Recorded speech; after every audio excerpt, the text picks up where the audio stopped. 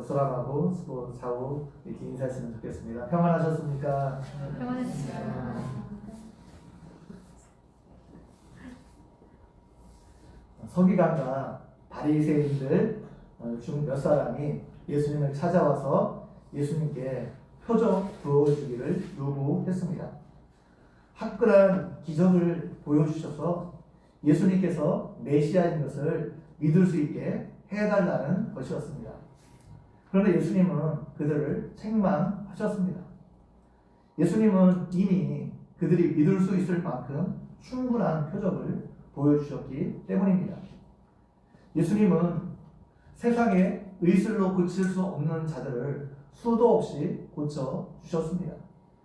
기머거리와 말 못하는 사람들을 고쳐주셨습니다. 귀신 들린 자도 고쳐주셨습니다. 물고기 2마리와 보리떡 5개로 5,000명을 먹이는 기적도 행하셨습니다. 그런데도 그들은 예수님을 믿지 않았습니다. 더 많은 표적을 요구하고 있습니다. 그들이 더 많은 표적을 요구한 것은 정말로 예수님을 믿기 원해서 그들이 그렇게 한 것이 아닙니다. 이미 그들에게 믿을 수 있는 충분한 표적을 보여주셨음에도 불구하고 그들이 더 많은 표적을 요구한 것은 자신들이 믿지 않는 그 마음을 합리화시키기 위해서입니다. 예수님께서 이제까지 보여주신 것만으로는 부족하다는 것입니다. 더 많은 표적을 보여주면 믿겠다는 것입니다. 이렇게 자신들의 믿지 않는 마음을 합리화시키려고 더 많은 표적을 요구하고 있습니다. 예수님은 이들을 악하고 음란한 세대라 평가하셨습니다. 여기서 음란하다는 것은 하나님을 믿지 않고 하나님을 신뢰하지 않고 자기 마음대로 자기 뜻대로 살아가려고 하는 그 마음을 말합니다. 이들을 믿음이 없는 세대라 말씀하고 있습니다. 예수님에게 더 많은 표적을 요구한 이들에게 예수님은 요나의 표적밖에는 더 이상 보여줄 표적이 없다 말씀하셨습니다. 요나가 밤낮 사흘 동안 물고기 뱃속에 있었습니다. 거기서 요나는 자신의 죽음을 경험했습니다. 자신의 자아가 완전히 깨어지는 경험을 물고기 뱃속에서 경험했습니다. 그 전까지 요나는 하나님의 말씀에 순종하지 않았습니다. 자신의 마음에 내키는 것은 순종했고 자신의 마음에 내키지 않는 것은 요나가 순종하지 않았습니다. 그런 요나를 위해 하나님께서 폭풍을 보내셨는데도 요나는 회개하지 않았습니다. 하나님께 더욱 반항했고 하나님께 순종하느니 차라리 바다에 빠져 죽을 결심을 했습니다. 그리고 실제로 자신을 바다에 집어 던지라 말했습니다. 하나님은 그런 요나를 위해 물고기를 예비하셨습니다. 요나를 물고기 뱃속에 집어 넣으심으로 그곳에서 요나의 자아가 완전히 깨어지게 만드셨습니다. 하나님께 순종하지 않고는 베길 수 없도록 완전히 요나의 자아가 깨어지게 하셨습니다. 요나는 하나님께 불순종함으로 말미암아 물고기 뱃속에 3일 동안 있었습니다. 그러나 예수님은 반대로 하나님의 말씀에 순종했기 때문에 밤낮 사흘 동안 땅속에 있었습니다. 십자가는 예수님이 지기를 원하는 것이 아니었습니다. 그러나 십자가를 지는 것이 하나님의 뜻이었습니다. 예수님은 자신이 원하지 않는 일이었지만 아버지의 뜻에 순종해서 십자가를 지셨습니다. 예수님께서 십자가에 달려 돌아가실 때 많은 사람들은 예수님께 내가 만일 하나님의 아들이거든 자기를 구원하고 십자가에서 내려오라 외쳤습니다.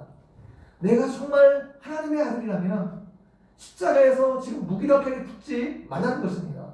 뭔가 기적을 일으키라는 겁니다. 그러면 내가 너를 믿겠다 말하고 있는 겁니다. 예수님께서 마귀에게 시험을 받을 때에도 마귀는 똑같은 말을 했습니다. 내가 만일 하나님의 아들이거든 이 돌로 떡덩이가 되게 하라는 것입니다. 기적을 일으켜 보라는 겁니다. 뭔가 놀라운 일들을 해 보라는 겁니다. 그러면 하나님의 아들로 인정해 주겠다는 겁니다. 그러면 내가 너를 믿겠다는 겁니다. 사람들은 기적이 일어나고 모든 일이 형통해야 그것이 하나님이 함께 하시는 증거라 생각할 때가 있습니다. 물론 하나님께서 우리 삶 가운데 기도의 응답으로 놀라운 일들을 행하십니다. 그러나 우리 삶에서 계속해서 모든 일이 형통만 계속되는 것이 아닙니다. 하나님은 하나님의 일을 위해서 때로는 하나님의 백성들을 고난의 자리에 있게 하실 수 있습니다. 그 고난을 통해서 그들의 자아가 철저하게 깨어지게 하십니다. 그 고난을 통해서 하나님의 백성들을 훈련하십니다. 그래서 다시 순종의 자리로 나아가게 하십니다. 우리는 악한 일을 생각하면 어떤 법을 위반하는 어떤 행위를 먼저 떠올립니다. 비윤리적이고 비도덕적이고 이런 행위를 떠올립니다. 물론 그것이 하나님 앞에서 악한 것이지만 요나서는 악의 또 다른 측면을 우리에게 보여주고 있습니다. 하나님을 믿으면서도 하나님을 내 안에 가둬두고 하나님을 내 마음대로 재단하는 것, 이것을 악으로 간주하고 있습니다. 성경이 말씀하고 계시는 하나님을 믿는 것이 아니라 성경에서 보여주시고 계시하신 만큼 하나님을 믿는 것이 아니라 내가 생각하고 내가 만든 하나님을 믿는 겁니다. 내가 하나님께 순종하는 것이 아니라 내가 하나님을 통제하고 하나님을 조정하려고 할 때가 얼마나 많이 있는지 모릅니다. 내가 원하는 모습의 하나님만 믿는 겁니다. 내 생각의 경계 안에 하나님을 묶어 두는 것입니다. 하나님의 말씀이 내 마음에 맞으면 그 말씀에 순종하고 내 마음에 맞지 않으면 그 말씀에 불순종하는 것입니다. 요나가 하나님을 이렇게 믿었습니다. 요나가 믿은 하나님은 어떤 하나님입니까? 오직 이스라엘 백성들만 사랑하는 하나님이었습니다. 이스라엘 백성들만 위해서 일하는 하나님이셨죠. 그래서 하나님이 이스라엘 백성들이 아닌 아시리아 백성들을 구원하시려고 하자 요나가 하나님께 반기를 들었습니다. 하나님은 이런 요나의 행동을 악하다 말씀하셨습니다. 요나서는 이런 요나의 잘못된 신앙을 깨트리려고 노력하시는 하나님의 모습을 우리에게 잘 보여주고 있습니다. 하나님께서 아브라함을 부르신 것은 아브라함만 복받게 하시려고 부르신 것이 아닙니다. 아브라함을 통해서 열방이 복을 받게 하시려고 아브라함을 부르셨습니다. 하나님께서 이스라엘 백성들을 열방의 빛으로 삼아 하나님의 구원을 온 세상에 전하는 제사장 나라로 만들기 위해서 이스라엘 백성들을 부르셨습니다. 이스라엘 백성들을 선택하셨습니다. 그런데 이스라엘 백성들이 이것을 망각했습니다. 요나가 이것을 망각했습니다. 그래서 하나님께서 요나에게 고난을 주셔서 이것을 깨닫게 하고 있습니다. 하나님께서 어느 날 요나에게 임하셔서 니느웨를 가서 하나님의 말씀을 전하라 하셨습니다. 그런데 요나는 그 말씀에 순종하기가 싫었습니다. 그래서 하나님의 얼굴을 피해 다시스로 도망갔습니다. 니느웨는 하나님이 원하시는 삶의 자리입니다.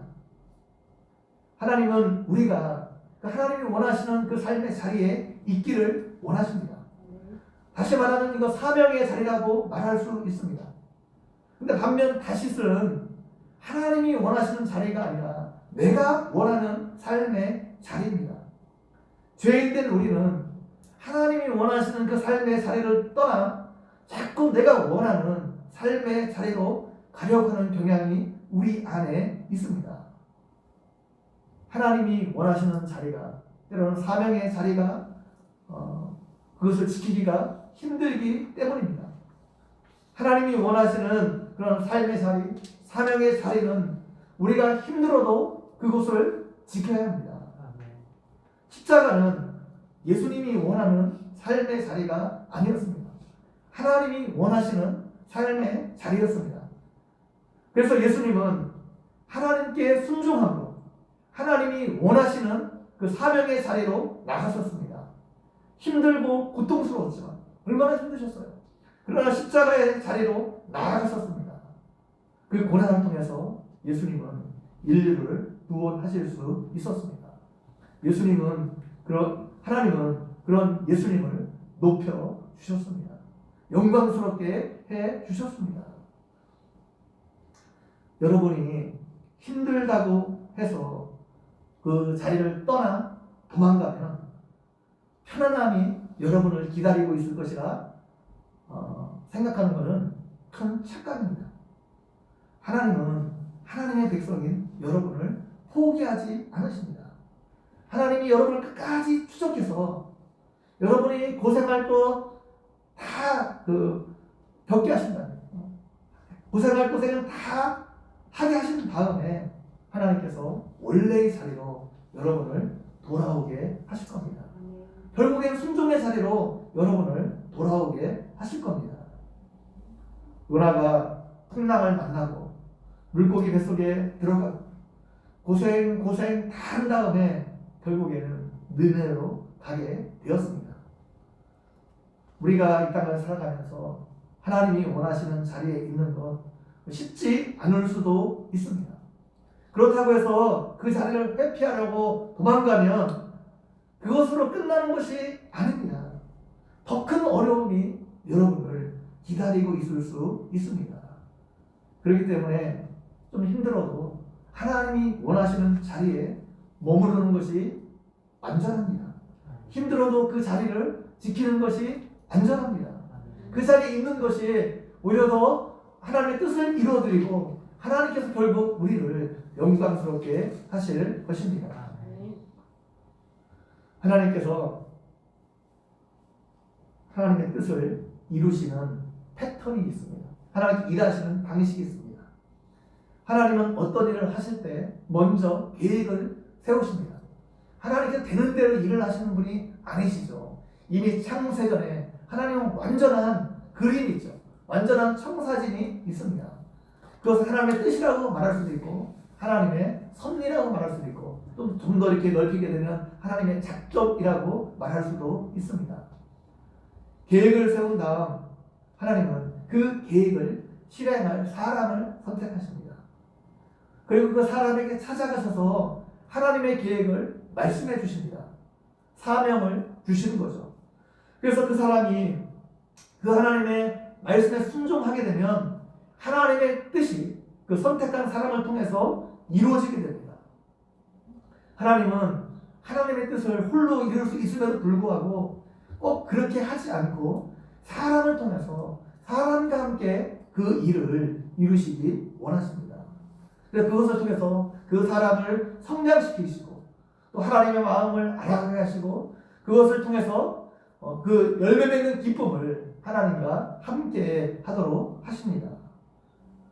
그런데 이런 패턴대로 단번에 하나님의 뜻이 이루어지면 얼마나 좋겠습니까? 하나님의 말씀을 듣고 말씀을 들은 사람이 단번에 그 말씀에 순종하면 얼마나 좋겠습니까? 그러면 하나님의 뜻이 단번에 이루어지게 될 것입니다. 그런데 하나님께 선택을 받고 하나님의 사명을 받은 사람이 한 번에 순종하지 않을 때가 있습니다. 불순종할 때가 참 많습니다. 그런데 불순종했다고 해서 하나님은 그 사람을 단칼에 버리시지 않습니다. 하나님은 그 사람을 포기하지 않아요. 한번 선택한 사람을 잘 포기하지 않으십니다. 그 사람에게 고난을 주시고 어려움을 주시고 깨닫게 하시고 연단하셔서 다시 순종의 자리로 나아가게 하십니다. 그 사람에게 다시 기회를 주십니다. 하나님께서 아브라함을 부르실 때 아브라함이 처음부터 믿음이 좋았던 것이 아닙니다. 하나님께서 아브라함을 2번 부르셨습니다. 한 번은 갈대아 우르에 있을 때 부르셨습니다. 아브라함이 하나님의 부름을 받고 길을 떠났습니다. 하나님이 원하시는 목적지는 가나안 땅이었습니다. 가나안 땅에서 떠났어요.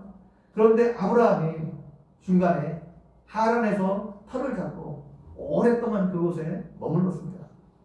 하란이 아브라함의 제2의 고향이 될 정도로 그곳에서 오랫동안 머물렀습니다.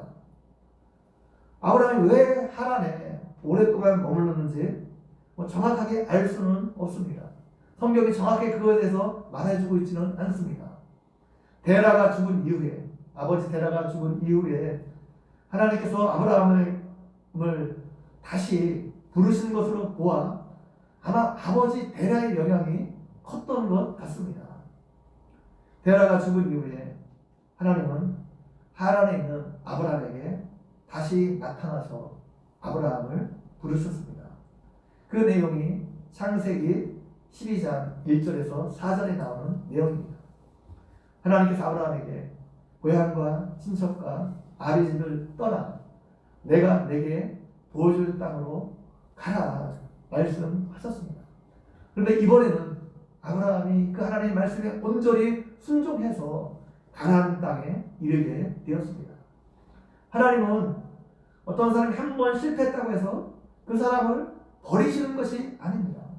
그 사람을 훈련시키고 또 연단시켜서 다시 하나님이 그 사람을 부르십니다.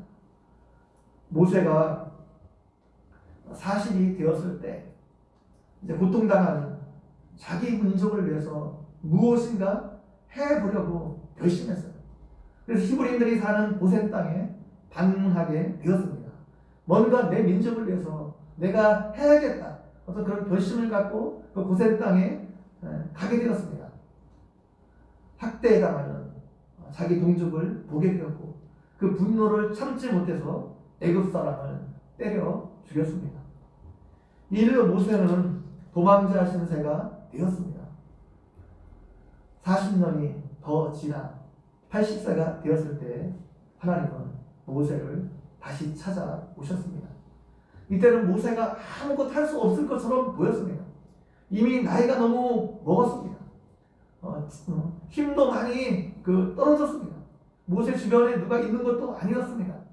근데 하나님께서 모세를 다시 찾아오셔서 기회를 주십니다. 다시 부르셨어요. 그리고 이스라엘 백성들을 바로의 압제에서 구원하는 일을 감당하게 하셨습니다. 예수님께서 십자가에 달려 죽으실 때 베드로는 예수님을 모른다 3번이나 부인했습니다. 마지막에는 예수님이 보는 앞에서 예수님을 저주하면서 예수님을 모른다 부인했습니다. 예수님과 눈이 마주쳤죠.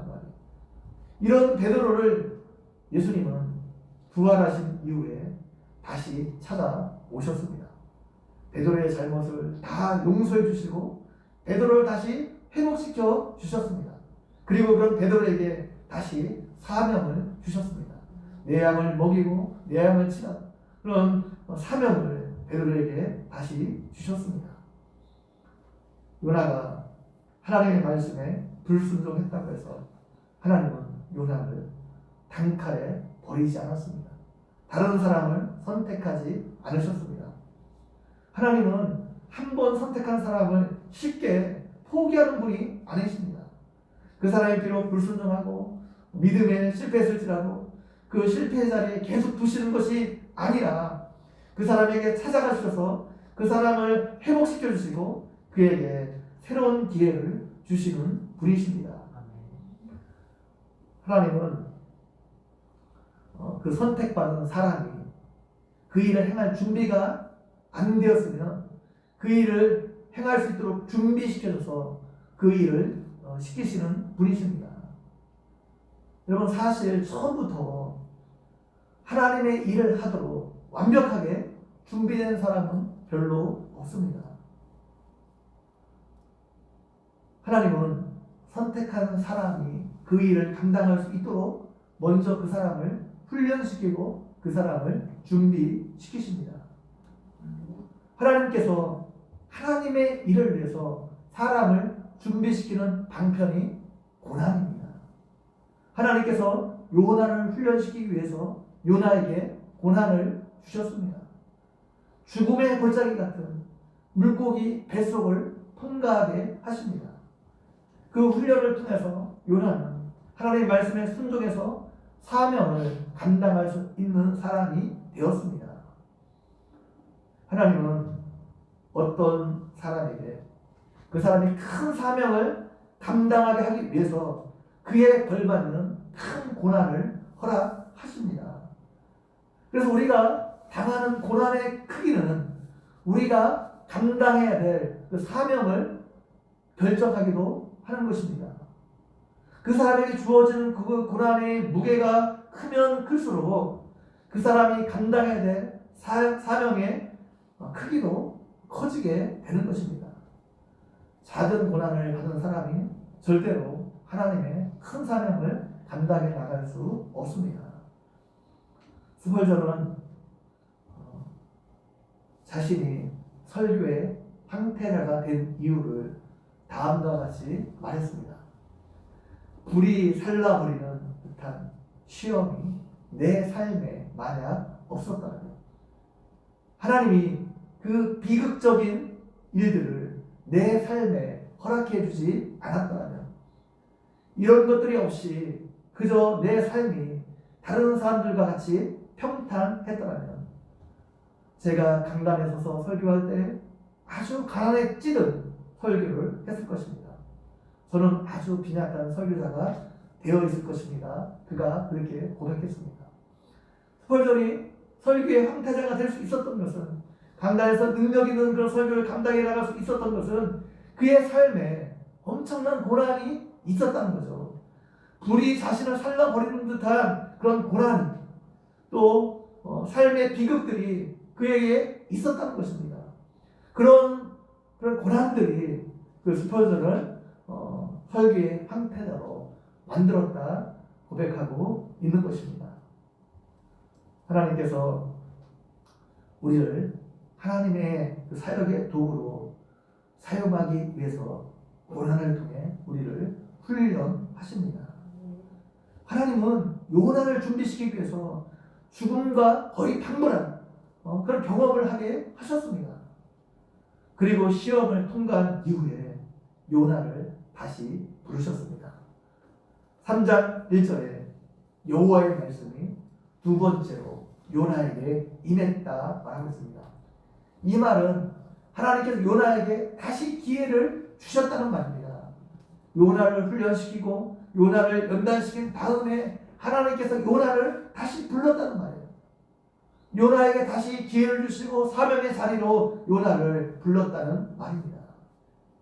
하나님께서 첫 번째로 요나를 불렀을 때는 요나가 하나님 말씀에 순종하지 않았습니다. 그러나 두 번째 요나를 불렀을 때 요나가 순종하고 있는 모습을 보게 됩니다. 2절에 나오는 핵심 동사가 일어나라, 가라, 선포하라는 말씀입니다. 세 개의 동사가 나오죠. 일어나라, 가라, 선포하랍니다. 3절에 요나가 일어나 니느웨로 갔습니다. 4절에서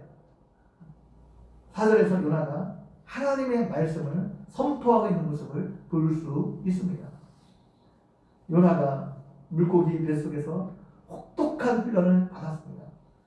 근데 혹독한 훈련을 받았음에도 불구하고 요나가 마음까지 온전히 하나님께 순종한 것은 아니었습니다. 우리가 마음까지 온전히 하나님께 순종하는 것, 전심이라고 말할 수 있어요. 전심으로 하나님께 순종하지 않았어요. 하나님이 말씀하신 사명의 자리로 갔지만 전심으로 하나님의 말씀을 전하지는 않았습니다. 니느웨는 사람이 사흘 동안 걸어야 통과할 수 있을 정도로 큰 성읍이었습니다. 그곳 전체의 말씀을 전하기 위해서는 사흘 가지고도 아마 부족했을 겁니다. 큰 성업이었기 때문에 온전히 하나님의 말씀을 그걸 다 증거하기 위해서는 여러 날이 필요했을 것입니다. 그런데 요나는 하루 만에 말씀을 전하고 끝내버렸습니다. 니느웨 백성들이 돌아오기를 바라는 간절한 마음을 가지고 하나님의 말씀을 전하지도 않았습니다. 마음에는 없었지만, 지금 마음에는 없었어요. 근데 억지로 하나님의 말씀을 전했어요. 전하자는 안 됐어요. 왜냐면 하나님께서 너무 혹독하게 요나를 다루셨기 때문에 이제 다른 방법이 없었어요. 그래서 어쩔 수 없이 하나님께서 말씀하신 그 사명의 자리를 지켰고 또 말씀을 전했습니다. 요나가 전한 말씀은 뭐예요? 심판에 대한 메시지뿐이었습니다. 40일이 지나면 니느웨가 무너질 것이라는 말뿐이었습니다. 회개하고 돌아오면 하나님께서 용서해 주신다는 내용은 없었어요. 요나가 일부러 그 내용 안 전했는지 모르지만 일단 그런 내용도 없었습니다. 그런데 놀라운 것은 요나가 건성건성 말씀을 전했는데 그 말씀을 듣고 니느웨 백성들이 돌아오는 기적 같은 일이 일어났습니다. 이스라엘 백성들은 요나가 피를 토하면서 말씀을 전해도 돌아오지 않았어요. 북이스라엘이 하나님께 돌아왔다는 그런 이야기가 성경에는 없습니다. 아마 자기 백성들이 돌아오기를 위해서 요나가 정말 온 마음을 다해서 말씀을 전했을 것입니다. 그런데 북이스라엘 백성들은 하나님께 돌아오지 않았습니다. 여전히 악을 행했습니다. 그런데 요나의 말을 들은 니느웨 백성들은 위로 왕으로부터 아래로 모든 백성까지 회개하고 그 삶을 돌이켰습니다. 상상할 수 없는 부흥의 역사가 니느웨 땅에 있었습니다. 그렇기 때문에 우리는 우리가 하기 싫은 일이라도 하나님의 뜻이라면 순종의 자리에 있어야 합니다. 하나님의 말씀에 순종해야 됩니다. 우리의 마음이 동하지 않더라도 어떻게 우리 마음이 다 동해서 기쁜 마음으로 순종할 수 있겠어요? 때로는 우리의 마음이 동하지 않더라도 억지로라도 순종의 자리에 있어야 합니다. 하나님께서 있기를 원하는 장소에 우리가 있어야 됩니다. 그러면 하나님께서 놀라운 역사를 그곳에서 일으키는 그런 그 경험을 하게 될 것입니다. 여러분이 그 자리에서 하나님 나라를 확장하는 일에 쓰임받게 될 것입니다. 우리가 억지로라도 마음에 내키지 않아도 정말 하나님이 원하시는 그 자리에 있기만 하면 힘들어도 순종하면 하나님께서 우리를 통해서 일하게 될 것입니다. 이런 은혜가 여러분 모두에게 있기를 주님의 이름으로 간절히 축원드립니다.